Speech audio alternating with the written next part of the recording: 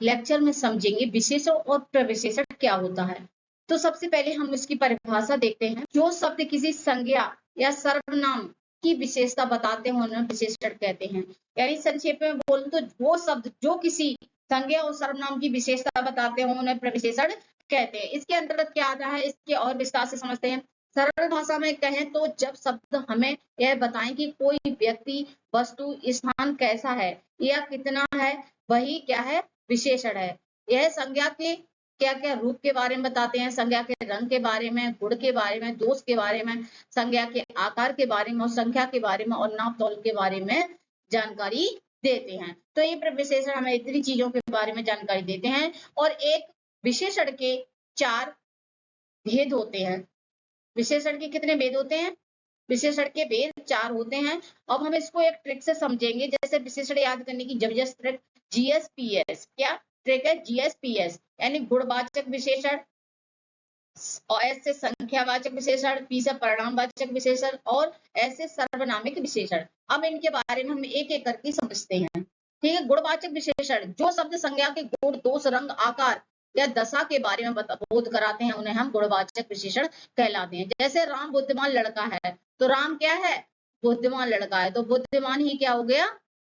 गुणवाचक विशेषण हो गया। जैसे काला, मोटा, सुंदर, पुराना, नया, ये सब गुणवाचक के अंतर्गत आते हैं। जैसे संज्ञावाचक विशेषण, जहां संज्ञा की यानी संख्या, नंबर का पता चले उसे हम संख्यावाचक विशेषण कहते हैं। ये 2 प्रकार के होते हैं। निश्चयवाचक, जैसे कि कोई निश्चित संख्या है, जैसे 4, 5, 6, तो ये निश्चित है। इसके उदाहरण देखें, मैदान में 5 बच्चे खेल रहे हैं, तो ये निश्चित है कि मैदान में कितने बच्चे खेल रहे हैं? तो 5 बच्चे खेल रहे हैं। अनिश्चित, जैसे कुछ, उदाहरण के लिए कुछ लोग बाहर खड़े हैं। और परिणाम वाचक विशेषण, जहां किसी वस्तु की माप तौल का पता चले उसे परिमाणवाचक विशेषण कहते हैं। मुझे 2 किलो चीनी दे दो, गिलास में थोड़ा दूध है, ये सब क्या है? परिणामवाचक विशेषण के उदाहरण है। आगे देखते हैं हम सार्वनामिक विशेषण, जब कोई सर्वनाम संज्ञा से पहले लगकर उसकी विशेषता बताता है। जब कोई सर्वनाम संज्ञा शब्द से पहले लग करके उसकी विशेषता बताते हैं, जैसे कि यह मेरा घर है। ठीक है।